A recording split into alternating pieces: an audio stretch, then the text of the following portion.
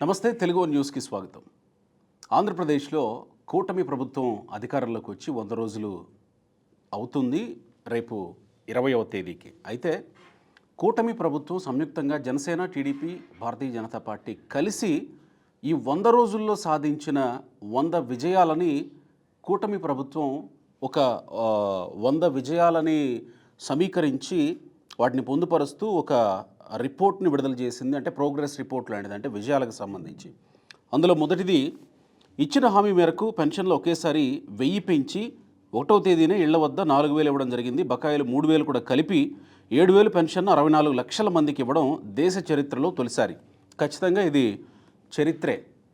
ఎందుకంటే గత బకాయిలు ఎప్పుడైతే హామీ ఇచ్చారో అప్పటి నుంచి కలిపి ఇస్తామని 3000 కలిపి ఇస్తామని చెప్పి 1వ తేదీన జూలై 1వ తేదీన 4000 ప్లస్ 3000 కలిపి 7,000 రూపాయలు పెన్షన్లు ఇచ్చారు. అది కూడా 64 లక్షల మందికి. గత వైసీపీ ప్రభుత్వం ఎంతమందికి అయితే పెన్షన్లు ఇస్తుందో అంతమందికి పెన్షన్లు ఇచ్చారు. సహజంగా పెన్షన్లు తగ్గించే ప్రయత్నాలు జరుగుతూ ఉంటాయి అధికారంలోకి వచ్చిన తర్వాత. ఇంతమందికి ఇవ్వడం భారం అనేటువంటి నేపథ్యంలో, కొంత రాజకీయ ప్రమేయాల నేపథ్యంలో కూడా పెన్షన్లు తగ్గించే ప్రయత్నాలు జరుగుతుంటాయి. కానీ అలాంటి ప్రయత్నాలు ఏమి జరగకుండా 64 లక్షల మందికి పైగా 7,000 రూపాయల పెన్షన్ ఇచ్చినటువంటి దాన్ని మొట్టమొదటి విజయంగా కూటమి ప్రభుత్వం తమ 100 రోజుల పాలనలో చెప్పుకుంటోంది. ఇక రెండోది, నిరుద్యోగ యువతకు 16,437 ఉపాధ్యాయ నియామకాలకు మెగా డిఎస్సికి చర్యలు తీసుకున్నారు. 9 డిఎస్సీల ద్వారా 1996 నుంచి నేటి వరకు చంద్రబాబు ప్రభుత్వాలు 2,32,179 మంది ఉపాధ్యాయ నియామకాలు చేశాయి. జగన్ 5 ఏళ్ల పాలనలో ఒక్క డిఎస్సి కూడా నిర్వహించకుండా యువతకి ద్రోహం చేశారు. కరెక్టే, గత 5 ఏళ్లలో ఒక్క డిఎస్సి కూడా రాలా. అదిగో వస్తుంది ఇదిగో వస్తుందని చెప్పారు, కానీ డిఎస్సి రాలా. నోటిఫికేషన్లు అంటే, ఉద్యోగాలంటే కేవలం వాలంటీర్లు, సచివాలయాలు మాత్రమే చూపించి 5 ఏళ్ల పాటు పరిపాలన కొనసాగింది. డిఎస్సికి సంబంధించి చాలా స్పష్టంగా హామీ ఇచ్చింది కూటమి. అప్పుడు ప్రతిపక్షంలో ఉన్నప్పుడు వచ్చిన వెంటనే నోటిఫికేషన్ ఇచ్చారు. దానికి సంబంధించి వచ్చే నెల 3వ తేదీన టెట్ ఎగ్జామ్ కూడా నిర్వహించబోతా ఉన్నారు. ఇక డిఎస్సి నిర్వహించడమే తరువాయి. మూడోది, పేదవారి ఆకలి తీర్చేందుకు ముఖ్యమంత్రి చంద్రబాబు రాష్ట్ర వ్యాప్తంగా ఇప్పటికే 100కి పైగా అన్న క్యాంటీన్లు ఏర్పాటు చేసి పేదల పెన్నిదయ్యారు. మొదటి విడతలో 100కి పైగా అన్న క్యాంటీన్లు ఏర్పాటు చేశారు. రెండో విడతలో కూడా అదే స్థాయిలో, అంతకంటే ఎక్కువ స్థాయిలో అన్న క్యాంటీన్లు ఏర్పాటు చేసేటువంటి ప్రక్రియ కొనసాగుతుంది. విధి విధానాలు కొనసాగుతూ ఉన్నాయి. ఇక విజయవాడ వరద బాధితులకు ప్రస్తుతం, ఇది 4వ పాయింట్, 4వ విజయం. విజయవాడ వరద బాధితులకు ప్రస్తుత ప్రభుత్వం ప్రతి ఇంటికి 25 కేజీల బియ్యం, 2 కేజీల బంగాళాదుంపలు, 2 కేజీల కందిపప్పు, 1 కేజీ చక్కెర, 1 లీటర్ పామాయిల్, బిస్కెట్లు అందించింది. ఆదివాసీ ప్రాంతాల్లో జగన్ ప్రభుత్వం గోదావరి వరద బాధితులకు 5 కేజీల బియ్యం, 50 గ్రాముల కందిపప్పు, 4 టమోటాలు, 4 బంగాళాదుంపలు మాత్రమే ఇచ్చి చేతులు దులుపుకుంది. ఇది గత ప్రభుత్వాన్ని విమర్శించే క్రమంలో దానికి దీనికి కంపారిజన్ రాశారు. ప్రస్తుతం ఉన్నటువంటి కూటమి ప్రభుత్వం కిలోల్లో ఇస్తే, జగన్ ప్రభుత్వం గ్రాముల్లో ఇచ్చింది. కందిపప్పు లాంటివి, టమాటాలు 4 బంగాళాదుంపలు ఇలా అని చెప్పేటువంటి ప్రయత్నం చేశారు. కానీ అంతకంటే ఎక్కువ చంద్రబాబు చేస్తున్నది ఏంటంటే ఫైర్ ఇంజిన్లతో ఇల్లు శుభ్రం చేయించడం, తర్వాత బైక్ మెకానిక్లు, టీవీ మెకానిక్లు, ఏసీ మెకానిక్లు, ఫ్రిడ్జ్ల మెకానిక్లు వీళ్ళందరినీ డంప్ చేసి విజయవాడ ప్రజలు త్వరగా సాధారణ జీవితం గడిపేలాంటి పరిస్థితిని తీసుకొచ్చే ప్రయత్నంలో భాగంగా ముమ్మరమైనటువంటి ప్రయత్నాలు జరుగుతున్నాయి. ఇంకొక వైపు, ఎవరికైతే గ్రౌండ్ ఫ్లోర్ పూర్తిగా నిండిపోయి నష్టపోయినటువంటి వాళ్ళు ఉన్నారో, ఈరోజు క్యాబినెట్ నిర్ణయం చేసింది 25,000 వాళ్ళకి, ఫస్ట్ ఫ్లోర్లో ఉండేటువంటి వాళ్ళకి 10,000, పైన ఉండేటువంటి వాళ్ళకి ఇంకొంత దానికి సంబంధించి 10,000 ఇట్లా ఇచ్చుకుంటూ పోతా ఉన్నారు. ఇది అతిపెద్ద భారీ నష్టపరిహారం. నాకు తెలిసి 25,000 రూపాయలు ఇచ్చిన సందర్భం ఎప్పుడూ లేదు వరదల్లో. మొదటిసారి అలా ఇచ్చారు. ఇక ఐదోది, హామీ మేరకు ల్యాండ్ టైటిలింగ్ యాక్ట్ రద్దు చేసి ప్రజల ఆస్తులకు రక్షణ కల్పించారు. ఇక్కడ అతిపెద్ద ఊరట ప్రజలకు కల్పించినట్టయింది. ల్యాండ్ టైటిలింగ్ యాక్ట్ రద్దు చేయటం, దాంతోపాటు పట్టాదారు పాస్ పుస్తకాల మీద ముఖ్యమంత్రి ఫోటో లేకుండా చేయడం, కేవలం ఆంధ్రప్రదేశ్ రాజముద్ర మాత్రమే ముద్రించి ఇవ్వడం అతిపెద్ద డెవలప్మెంట్. ఇది ప్రజలకి ఒక రకమైన రిలాక్సేషన్. ప్రజలు గతంలో ఆందోళనలో బతికారు, అలజడితో బతికారు. కానీ ఇప్పుడు ఈ ల్యాండ్ టైటిలింగ్ యాక్ట్ రద్దు చేసిన తర్వాత అలజడి తగ్గింది, ప్రశాంతంగా ఉంటారు ఎవరైతే పొలాలు కలిగిన రైతులు ఉంటారో. ఇక డ్వాక్రా మహిళలకు వడ్డీ లేని రుణాలను 5 లక్షల నుంచి 10 లక్షలకు పెంచారు. ఏడవది, ప్రధాని నరేంద్ర మోదీ ప్రభుత్వం అమరావతికి 15,000 కోట్లు మంజూరు. మొట్టమొదటి బడ్జెట్లోనే ఆర్థిక మంత్రి నిర్మలా సీతారామన్ 15,000 కోట్లు అమరావతికి కేటాయించినటువంటిది మనం చూసాం. అది గ్రాంటా లేకపోతే అప్పా అనే దాని మీద చాలా చర్చ జరిగింది. ఆ తర్వాత అది గ్రాంట్గానే తేలింది. కేంద్ర ప్రభుత్వం క్లారిటీ ఇచ్చింది. పోలవరం నిర్మాణానికి 12,500 కోట్లు కేంద్రం అనుమతి పొందారు. ఇది కూడా కీలకమైనటువంటిదే. పోలవరం నిర్మాణానికి సంబంధించి ఇంకాస్త ఓ 20-30% పూర్తయితే పోలవరం ఫలితాలు ప్రజలంతా అనుభవించే అవకాశం ఉంది. ప్రజలకు అవి చేరతాయి. సో ఈ 12,500 కోట్లతోటి అవుతుందా, ఇంకా తేవాల్సినటువంటి అవసరం ఉందా చూడాల్సినటువంటిది.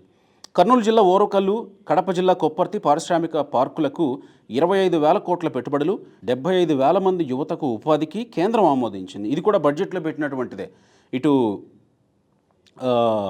హైదరాబాద్ నుంచి బెంగళూరుకి, అటు వైజాగ్ నుంచి చెన్నైకి కారిడార్స్లో కర్నూలు జిల్లా ఓర్వకల్లు, కడప జిల్లా కొప్పర్తిలో ఇటు అది కేంద్ర బడ్జెట్లో మనం చూసాం. ఆంధ్రప్రదేశ్కి సంబంధించి 2 కారిడార్లు, ఒకటి వైజాగ్ టు చెన్నై, ఇంకొకటి హైదరాబాద్ టు బెంగళూరు. ఈ మధ్యలో మనకి వస్తుందన్నమాట. ఇక వాట్సాప్ సందేశానికి స్పందించి మంత్రి నారా లోకేష్ 25 మంది దివ్యాంగ విద్యార్థుల మార్కుల మెమోల్లో మార్పులు చేసి ప్రతిష్టాత్మకమైన ఐఐటి, ఎన్ఐటి, IIITలలో ప్రవేశాలకు చొరవ. ఇక్కడ ప్రత్యేకంగా చెప్పుకోవాల్సింది దివ్యాంగ విద్యార్థులకు సంబంధించి లోకేష్ తీసుకున్నటువంటి చొరవ కేవలం ఒక వాట్సాప్ సందేశానికి సంబంధించి చెన్నై ఐఐటిలో చేరడానికి అక్కడ లాంగ్వేజ్కి సబ్జెక్టులకి లాంగ్వేజ్లని సబ్జెక్టులుగా పరిగణించాలి.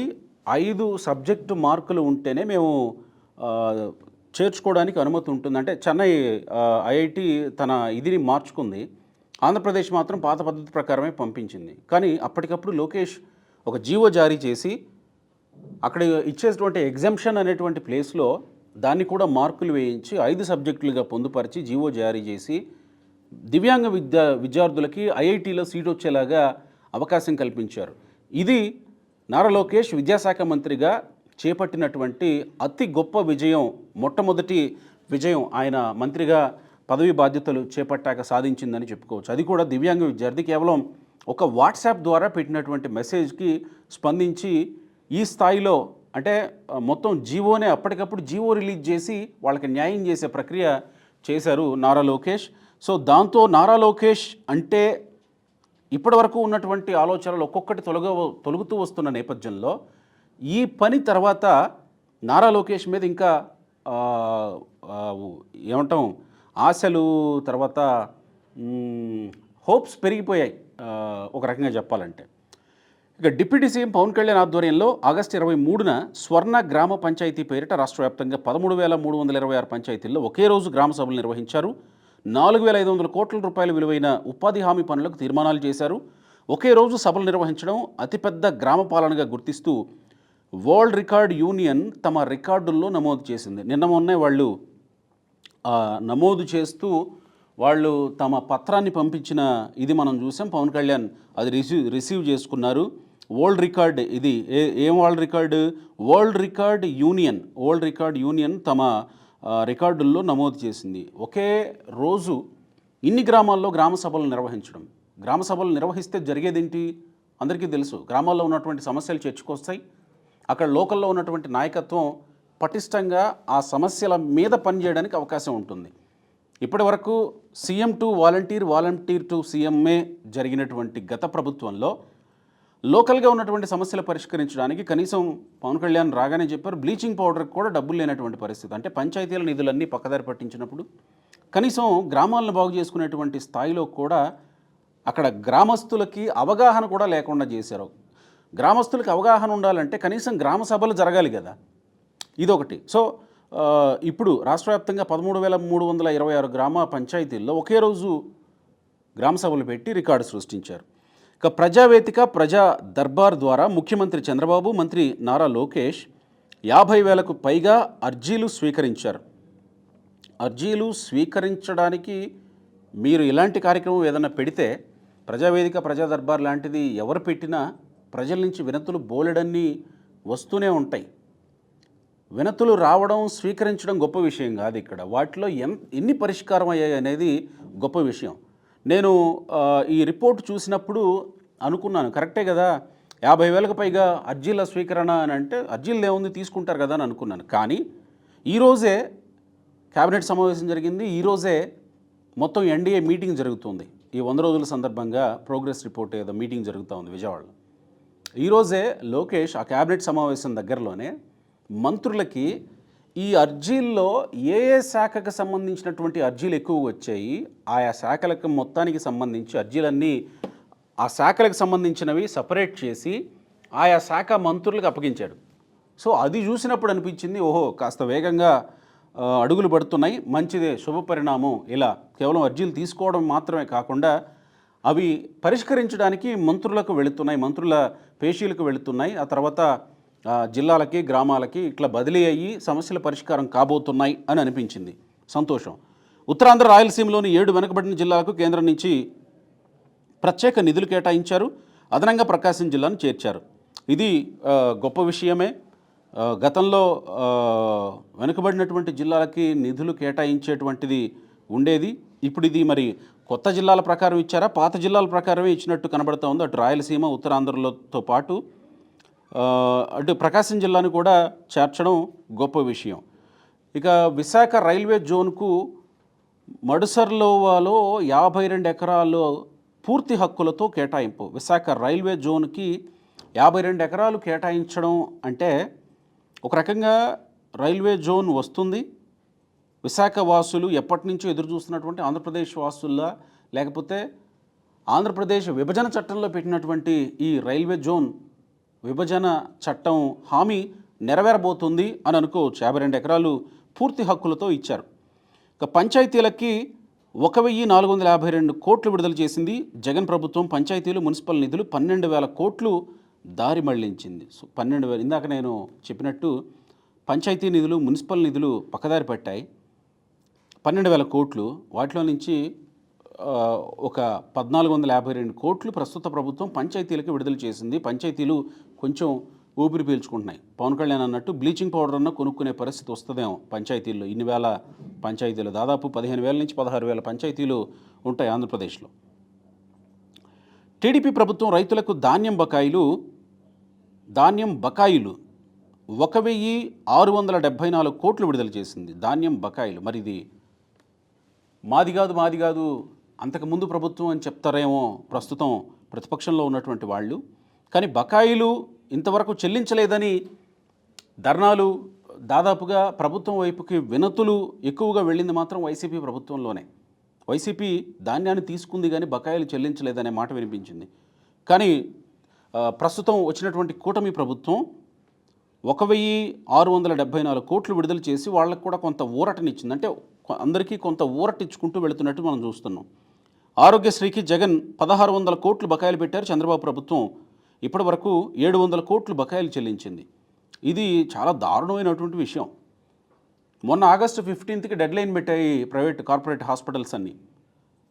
మాకు బకాయిలు మొత్తం చెల్లించకపోతే ఆగస్టు 15 తర్వాత ఆరోగ్యశ్రీ నిలిపివేస్తాం, ఆరోగ్యశ్రీ సేవలు బంద్ చేసేస్తామని చెప్పింది. పేదలు ఎటుపోవాలా? ఏదైనా సూపర్ స్పెషాలిటీలో చూపించుకోవాల్సినటువంటి అనారోగ్యాలు ఏదన్నా ఉంటే కనుక ప్రస్తుత చంద్రబాబు ప్రభుత్వం 700 కోట్లు బకాయిలు చెల్లించి వాళ్ళని కాస్త బుజ్జగించి మళ్ళీ సేవలు కొనసాగేలా చేయగలిగింది. నీరు చెట్టు బకాయిలు 256 కోట్లు చెల్లింపు జరిగింది. నీరు చెట్టు బకాయిలు ఎప్పటివి? 2014-2019 తెలుగుదేశం పార్టీ గవర్నమెంట్వి. అంటే జగన్మోహన్ రెడ్డి ప్రభుత్వం వాటి జోలికి పోలా.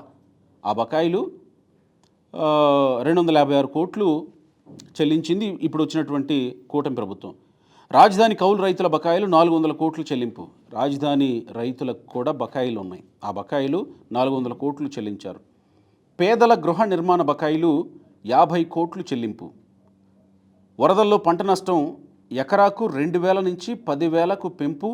జగన్ రేషన్ బియ్యం మాత్రమే ఇచ్చారు. ఎన్డీఏ ప్రభుత్వం బియ్యంతో పాటు పంచదార, గోధుమ పిండి కూడా ఇవ్వడమైంది. మార్కెట్లో కందిపప్పు 180 ఉంటే దాన్ని ప్రత్యేక కౌంటర్ల ద్వారా 150కి తగ్గించారు. కొత్తగా మరో 4,000 రేషన్ షాపులను ప్రారంభించబోతున్నారు.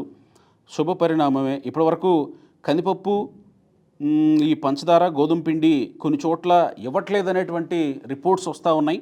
మరి అదేంటో చూసుకోవాలి. దీన్ని మాత్రం 22వ విజయంగా కూటమి ప్రభుత్వం చెప్తుంది. కొన్ని చోట్ల ఇవ్వట్లేదనే రిపోర్ట్స్ వస్తూ ఉన్నాయి. మరి అది ఎందుకు అన్ని చోట్లకి చేరలేదనేది చూడాలి. అక్రమ కేసుతో ఓ మహిళను వేధించిన 3 ఐపీఎస్లను సస్పెండ్ చేసి రాష్ట్రంలో రికార్డు సృష్టించాం. కరెక్టే, ప్రస్తుతానికి బర్నింగ్ టాపిక్ ఇదే. కాదంబరి జత్వాని కేసులో 3 ఐపీఎస్లు పి సీతారామాంజనేయులు, విశాల్ గున్ని, క్రాంతి రాణా తాతాని వీళ్ళు 3ని సస్పెండ్ చేసి దేశంలోనే సంచలనం రేపింది ఆంధ్రప్రదేశ్ ప్రభుత్వం. ఆ విషయంలో విజయంగా చెప్పుకుంటుంది. అంటే ఒక మహిళకి న్యాయం చేసినటువంటి విజయమే ఖచ్చితంగా కూటమి ప్రభుత్వం విజయంగా చెప్పుకోవచ్చు దీన్ని. కానీ ఇంకా ఐపీఎస్ల విషయంలో ఎలా స్పందిస్తారు, ఎలా ఉంటాయి చర్యలు అనేది చూడాల్సి ఉంది. ఉచిత ఇసుక విధానాన్ని ప్రవేశపెట్టారు. సెప్టెంబర్ 19 నుంచి ఆన్లైన్ బుకింగ్ అందుబాటులోకి. పోర్టల్ అంటే ఇవాళ రేపట్లో అందుబాటులోకి వస్తుంది ఆన్లైన్లో ఉచిత ఇసుక విధానం. దీని మీద కూడా చాలా ఆరోపణలు ఉన్నాయి. మరి ఆ ఆరోపణలు రాకుండా ఎలాంటి చర్యలు తీసుకుని ముందుకు వెళ్తారో చూడాలి. విషపూరిత మద్యం స్థానంలో నాణ్యమైన అన్ని బ్రాండ్లు అందుబాటులో ఉంచడమైంది. మద్యం ధరలు తగ్గుదలకు కృషి చేయడం జరుగుతోంది. ఈరోజు క్యాబినెట్లో తీర్మానం చేశారు. అక్టోబర్ 1వ తేదీ నుంచి నాణ్యమైనటువంటి బ్రాండ్స్ ఉంటాయి. 99 రూపాయలకు కూడా అందుబాటులో మద్యం ఉంటుందనేది ప్రస్తుతానికి కూటమి ప్రభుత్వం చెప్తోంది. ధరలన్నీ తగ్గిస్తాం, నాణ్యమైనటువంటి మద్యాన్ని ఇస్తాం.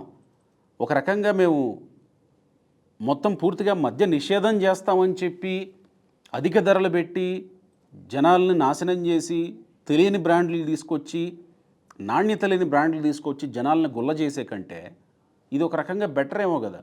వాస్తవానికి అసలు మద్యం అనేదే చెడ్డది, దాన్ని బ్యాన్ చేస్తే సంతోషమే.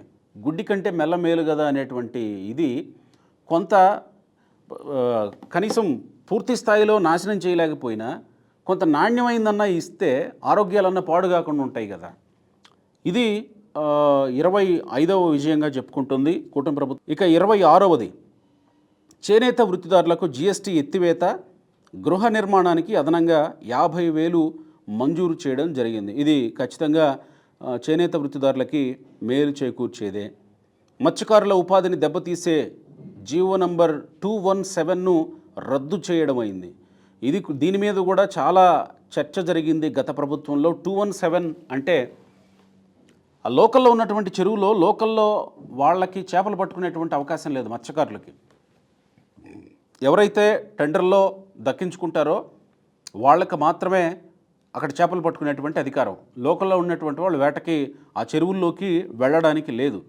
కానీ ఇప్పుడు కూటమి ప్రభుత్వం ఆ జీవోని రద్దు చేసి లోకల్లో ఉన్నటువంటి వాళ్ళు ఆ చెరువుల్లో చేపలు పట్టుకునేటువంటి అవకాశాన్ని కల్పించి దీని ద్వారా విజయం సాధించినట్లుగా చెప్పుకుంటుంది. డెఫినెట్గా ఇది మత్స్యకారులకి హర్షణీయమైనటువంటి విషయం. నాయి బ్రాహ్మణుల వేతనాలు 15,000 నుంచి 25,000కు పెంచారు. 90 మంది ఎస్టీ యువతను కొత్తగా ఉపాధ్యాయులుగా నియమించడమైంది. కోయ భారతి టీచర్ పోస్టులు 700 భర్తీ. ఉపాధి పథకం ద్వారా 6.50 కోట్ల పనిదినాలు పెంచడం వల్ల 54 లక్షల మందికి అదనంగా లబ్ధి చేకూరుతోంది. 54 లక్షల మందికి అదనంగా లబ్ధి చేకూరుతుంది. కానీ ప్రభుత్వానికి నష్టం జరుగుతుంది ఉపాధి హామీ పథకంలో అనేది ఎప్పటి నుంచో వినిపిస్తున్నటువంటి ఆరోపణలు. ఎందుకంటే ఉపాధి హామీ పథకం ఎలా జరుగుతుందో చూస్తూ ఉన్నారు.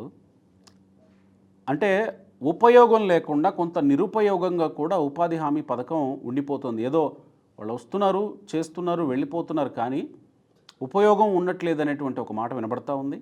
అదే వ్యవసాయానికి అనుసంధానం చేస్తే రైతులు బాగుపడతారు.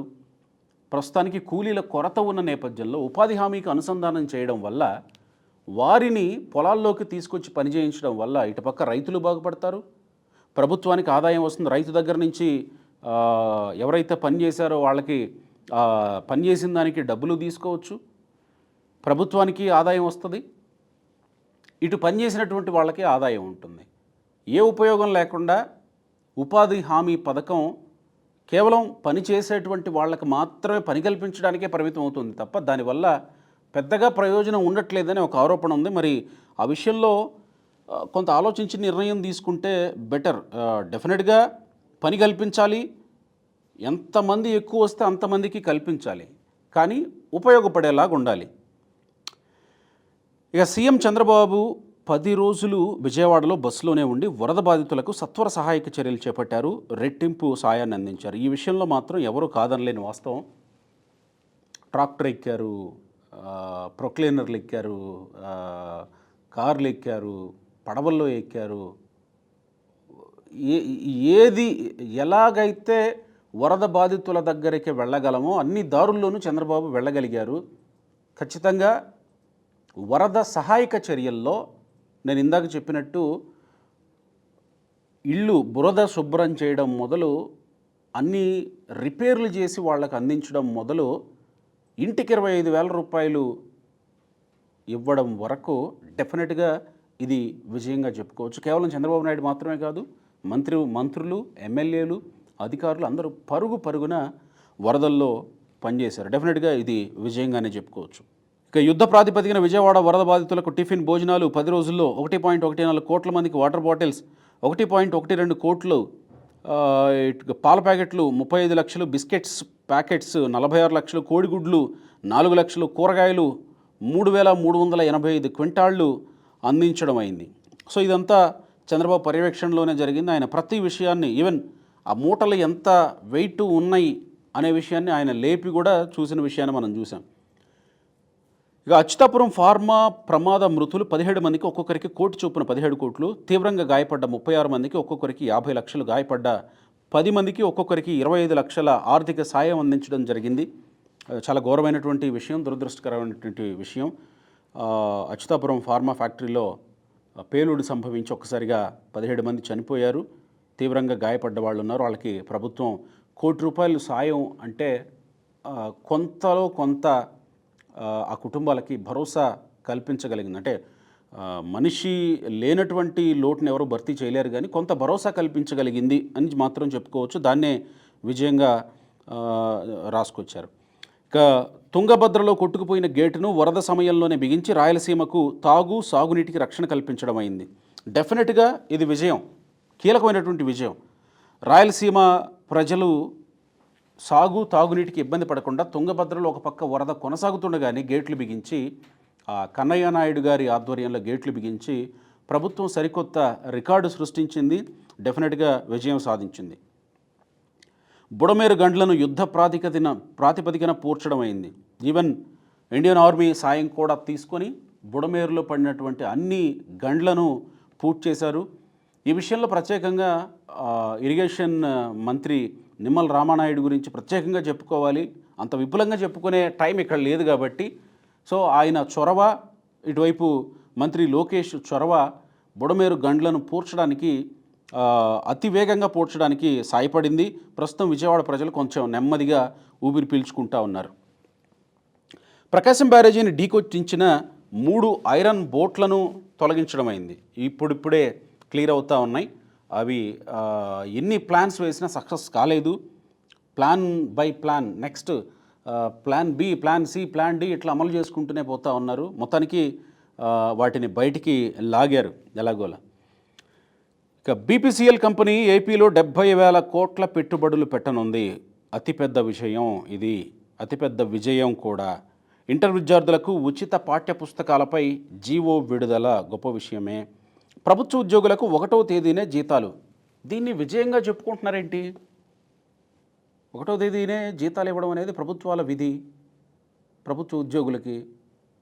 కానీ చెప్పుకోవాల్సిన పరిస్థితిని గత 5 ఏళ్లలో చూశాం కాబట్టి, ఇప్పటి ప్రభుత్వం అయినా ఆ జీతాలు అందుకుంటున్నటువంటి ఉద్యోగస్తులైనా ఇది విజయంగానే చెప్పుకోవాల్సినటువంటి పరిస్థితి వచ్చింది ఆంధ్రప్రదేశ్లో. ప్రభుత్వ పథకాలకు స్ఫూర్తిదాతల పేర్లు కరెక్ట్ చూసాం మనం. అర్చకుల వేతనాలు 10,000 నుంచి 15,000కు పెంపు. గృహ నిర్మాణానికి 4 లక్షలు పెంపు. గ్రామాల్లో 3 సెంట్లు, పట్టణాల్లో 2 సెంట్లు పట్టా. ఇది గృహ నిర్మాణానికి 4 లక్షలు అంటే 4 లక్షలకు పెంపు అంటే ఖచ్చితంగా విజయమే.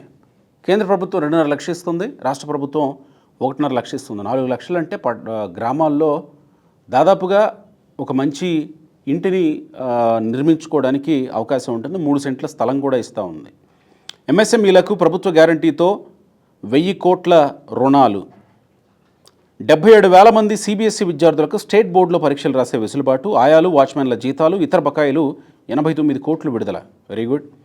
ఇక సౌదీ ఎడారిలో దుర్భర స్థితిలో ఉన్న మామిడి దుర్గ, జుబేదా, జుబేర్, వీరేంద్రను స్వదేశానికి తెప్పించిన మంత్రి లోకేష్. ఇది కూడా అతిపెద్ద విషయం.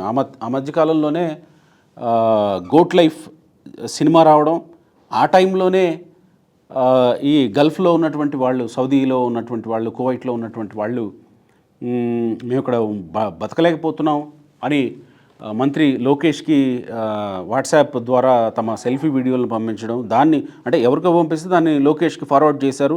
వెంటనే ఆయన చర్యలు తీసుకుని వాడిని అక్కడి నుంచి రప్పించే ప్రయత్నం చేశారు. అది విజయవంతంగా కొనసాగింది.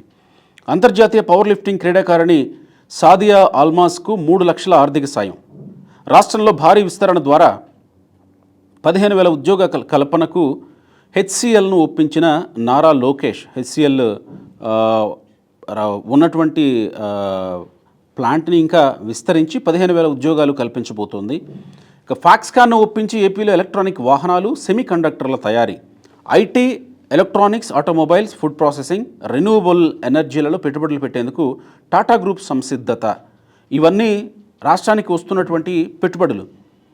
గత ప్రభుత్వం బకాయి పెట్టిన గుడ్లు, చిక్కీల కాంట్రాక్టర్లకు 178.5 కోట్లు విడుదల. మంచిది. అంతర్జాతీయ షటిల్ బ్యాడ్మింటన్ క్రీడాకారుడు కేళావత్ చరణ్ నాయక్కు 3 లక్షల ఆర్థిక సాయం అందజేత. మదనపల్లి డిగ్రీ కళాశాల బోధనేతర సిబ్బందికి 23 నెలలుగా బకాయి పడ్డ జీతాలు విడుదల. 23 నెలలు అంటే దాదాపు 2 సంవత్సరాల జీతాలు బకాయిలు పడ్డాయి. మరి వాళ్ళు ఎట్లా జీవించారో మరి. 5,000 కోట్ల సాయంతో సూర్యలంక, శ్రీశైలం, రాజమహేంద్రవరం, సంగమేశ్వరంలో పర్యాటకం అభివృద్ధికి కేంద్రం ముందడుగు. తిరుపతితో సహా అన్ని దేవాలయాల ట్రస్ట్ బోర్డుల్లో మెంబర్గా ఒక బ్రాహ్మణ వర్గానికి చోటు.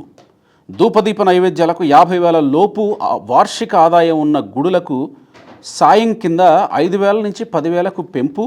50,000కు పైగా ఆదాయం ఉన్న గుడులకు 10,000 నుంచి 15,000కు పెంపు ధూపదీప నైవేద్యాలకి. వరదల్లో చనిపోయిన వారి కుటుంబాలకు ఒక్కొక్కరికి 5 లక్షల రూపాయలు.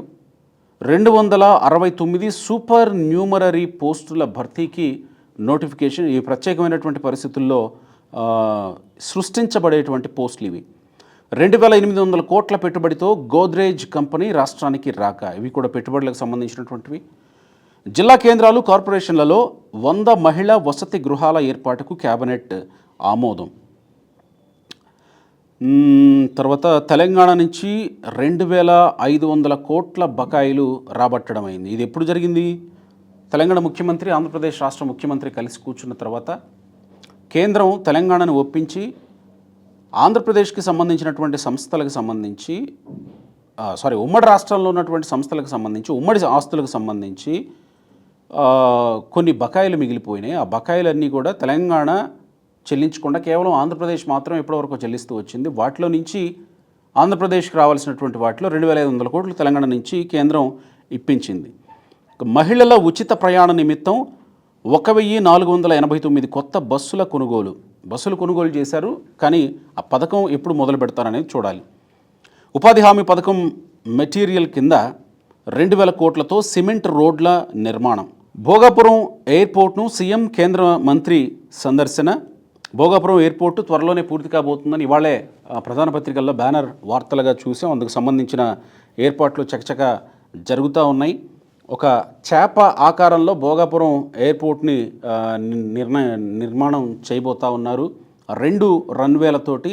ఆ తర్వాత ఇంకా దాన్ని విస్తరించబోతూ ఉన్నారు. తర్వాత విడిభాగాల తయారీకి సంబంధించినటువంటి ఆ మ్యానుఫ్యాక్చరింగ్ ఇవన్నీ యూనిట్స్ అన్నీ కూడా దాని చుట్టుపక్కలే వచ్చే అవకాశం ఉంది. సో ఇది అతిపెద్ద ఊరట అవబోతుంది ఉత్తరాంధ్ర ప్రజలకి.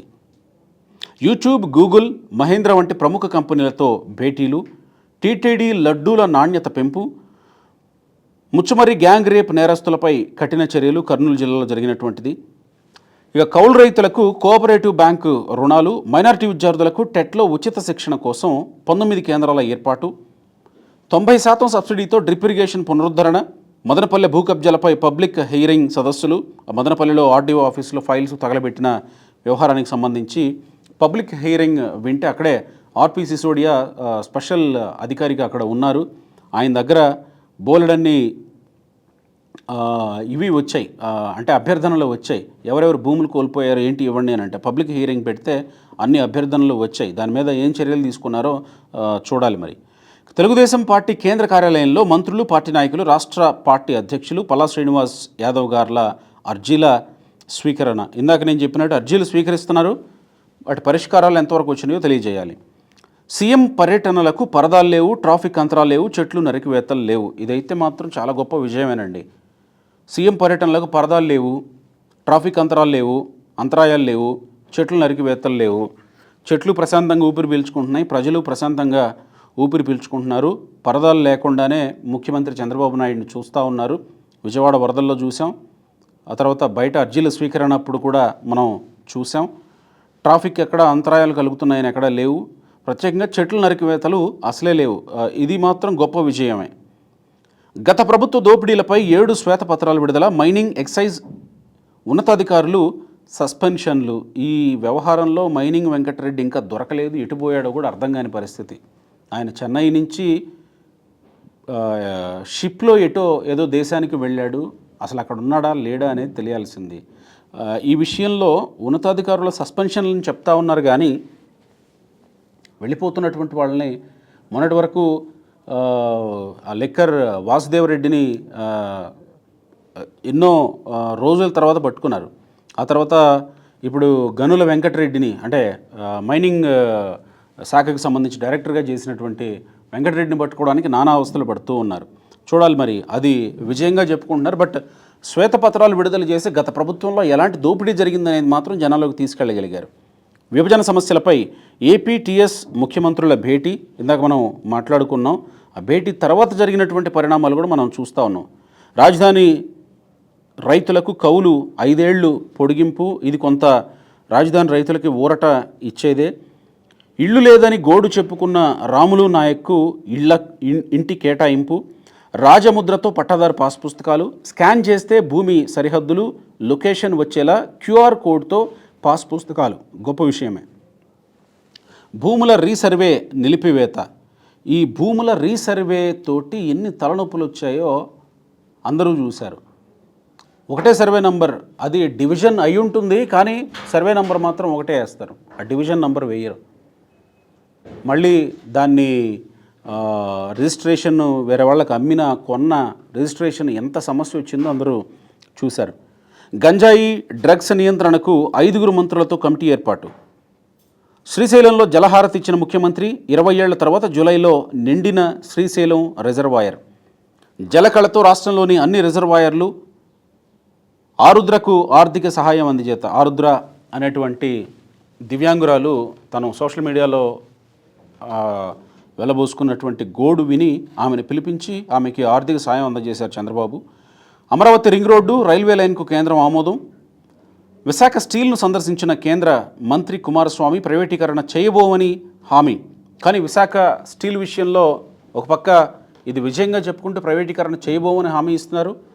విశాఖ స్టీల్ విషయంలో అంతకంతకు నిరసన వ్యక్తం చేస్తున్నటువంటి వాళ్ళ ఆందోళన ఉధృతం అవుతూ ఉంది. ఏం జరుగుతుందో చూడాలి. 250 కోట్లతో XLRI management school. Pollution control board చైర్మన్గా బీసీ ఉన్నతాధికారి బి కృష్ణయ్య నియామకం. యువగళం పాదయాత్రలో లోకేష్ ఇచ్చిన హామీ మేరకు బంగారుపాలెంలో డయాలసిస్ యూనిట్ ఏర్పాటు. బహుశా నాకు తెలిసి రేపు వెళ్తున్నారు అనుకుంటా, డయాలసిస్ని అక్కడ ప్రారంభించబోతున్నారు. బంగారుపాలెం అంటే యువగళం పాదయాత్రలో చరిత్ర సృష్టించింది. ఇక్కడ బంగారుపాలెంలో పాదయాత్రను అడ్డుకునేటువంటి ప్రయత్నం జరిగింది. లోకేష్ ఒక బిల్డింగ్ ఎక్కి ప్రసంగించారు. ఆయన వాహనం ఏదైతే ఉందో, ప్రసంగించాల్సినటువంటి వాహనం ఏదైతే ఉందో ఆ వాహనాన్ని కూడా ఇవ్వలేదు. అక్కడ పెద్ద ఒక రచ్చ నడిచింది. అక్కడే వెళ్ళి లోకేష్, అది పూతలపట్టు కాన్స్టిట్యున్సీ పరిధిలోకి వస్తుంది, అక్కడే వెళ్ళి డయాలసిస్ యూనిట్ని ఏర్పాటు చేయబోతున్నారట. ఎన్టీఆర్ విదేశీ విద్య బకాయిలు 32 కోట్లు విడుదల. పోలవరం ఎడమగట్టు ప్రధాన కాల్వ విశాఖ వరకు ఉత్తరాంధ్ర సాగు తాగునీరు జలాలకు 959 కోట్లు కేటాయింపులు, పాలన ఆమోదం. సో పోలవరం ఎడమగట్టు ప్రధాన కాలువని విశాఖ వరకు ఉత్తరాంధ్రలో సాగు తాగునీటి జలాలకు కూడా 959 కోట్లు కేటాయించి అక్కడి వరకు తీసుకుపోయేటువంటి ప్రయత్నం జరుగుతోంది. నెల్లూరు జిల్లా దామవరం విమానాశ్రయ ల్యాండ్ అక్విజిషన్కు 96 కోట్లు ఆమోదం. ఇది దగదర్తి ఎయిర్పోర్ట్ ఉంటుందా లేదా అనేటువంటి మీమాంస ఉండింది వైసీపీ ప్రభుత్వం ఉన్నంతకాలం. మొత్తానికి ఎటకేలకు 96 కోట్లు అక్కడ ల్యాండ్ అక్వైర్ చేయడానికి కేటాయించింది ప్రస్తుత ప్రభుత్వం. అంటే దామవరం విమానాశ్రయం త్వరలోనే నిర్మాణం జరగబోతుందని అనుకోవాలి. విద్యుత్ కోతలు లేవు, విద్యుత్ ఛార్జీల బాధుడు లేదు, ప్రస్తుతానికి లేదు. నూజివీడు IIITలో కలుషిత ఆహార ఘటనకు కారణమైన ఫుడ్ కాంట్రాక్టర్ల తొలగింపు, రాష్ట్ర వ్యాప్తంగా రహదారుల మరమ్మతులకు 290 కోట్లు, వరదలతో దెబ్బతిన్న రోడ్ల పునరుద్ధరణకు 186 కోట్లను రాష్ట్ర విపత్తు నివారణ నిధి నుంచి విడుదల. ఇది కొంచెం విచిత్రంగా ఉంది. ఎక్కడి నుంచి విడుదల చేశారో కూడా రాశారు. సహజంగా అక్కడ విడుదల చేశామని మాత్రమే రాస్తూ ఉంటారు. మొత్తానికి ఈ రహదారులు మరమ్మతులకి, రహదారులు నిర్మించడానికి ఎన్ని కోట్లు విడుదల చేసినా కానీ ఇంకా అవుతూనే ఉంటాయి. కానీ ప్రజలైతే ఇలాంటివి జరగాలనే కోరుకుంటూ ఉంటారు. అంటే ఇలాంటి వాటికి నిధులు విడుదల జరగాలని కోరుకుంటారు. ఎందుకంటే గత 5 ఏళ్లలో జరిగింది వేరు కాబట్టి. ప్రభుత్వ పథకాలకు స్ఫూర్తిదాతల పేర్లు పెట్టాం. జగనన్న విద్యా కానుకని సర్వేపల్లి రాధాకృష్ణన్ విద్యార్థి మిత్ర, జగనన్న గోరుముద్దకి డొక్కా సీతమ్మ మధ్యాహ్న బడి భోజనం, జగనన్న ఆణిముత్యాలకి అబ్దుల్ కలాం ప్రతిభా పురస్కారం అనేటువంటి పేర్లు పెట్టారు. ఇది హర్షణీయమైనటువంటిది. విజయవాడలో హెల్త్ యూనివర్సిటీకి డాక్టర్ ఎన్టీఆర్ హెల్త్ యూనివర్సిటీగా పేరు పునరుద్ధరణ. ఏం జరిగిందో చూసాం. ఎన్టీఆర్ పేరు తీసేసి వైఎస్ఆర్ పేరు పెట్టుకుంటే ఆ తర్వాత ఈ ప్రభుత్వం వచ్చిన తర్వాత తీసుకున్న కీలకమైనటువంటి 3 నిర్ణయాల్లో ఇది కూడా ఒకటి. ఎన్టీఆర్ పేరు పునరుద్ధరణ. 5 ఏళ్లలో 10 లక్షల కోట్ల పెట్టుబడుల ఆకర్షణ, 7.5 లక్షల మందికి ఉపాధి లక్ష్యాలుగా సీఎం చంద్రబాబు గుజరాత్లోని గాంధీనగర్లో జరిగిన ప్రపంచ పునరుత్పాదక పెట్టుబడుల సమావేశంలో పాల్గొని చెప్పారు అనేటువంటి 100 విజయాలని ప్రస్తుతం ఉన్నటువంటి కూటమి ప్రభుత్వం 100 రోజుల పాలనలో సాధించినటువంటి విజయాలుగా చెప్పుకుంటూ ఒక రిపోర్ట్ని విడుదల చేసింది, ప్రోగ్రెస్ రిపోర్ట్గా. మరి ఈ విజయాలు పరంపర ఇలాగే కొనసాగాలని కోరుకుందాం. ఎందుకంటే ప్రజలకు ఉపయోగపడేవి కాబట్టి. ఇంకా ఎన్నో అర్జీల ద్వారా వచ్చినటువంటి సమస్యలు, వాటిని పరిష్కరించి కూడా విజయాలు సాధించండి. దేశంలో ఆంధ్రప్రదేశ్ని నంబర్ 1 స్థానంలో ఉంచడమే ధ్యేయం, ప్రపంచ పటంలో ఉంచడమే ధ్యేయం అనేటువంటి చెప్పేటువంటి ప్రస్తుత ముఖ్యమంత్రి చంద్రబాబు ఆ దిశగా వెళుతున్న క్రమంలో కలిసి వస్తున్నటువంటి జనసేన, భారతీయ జనతా పార్టీ మరిన్ని విజయాలు సాధించాలని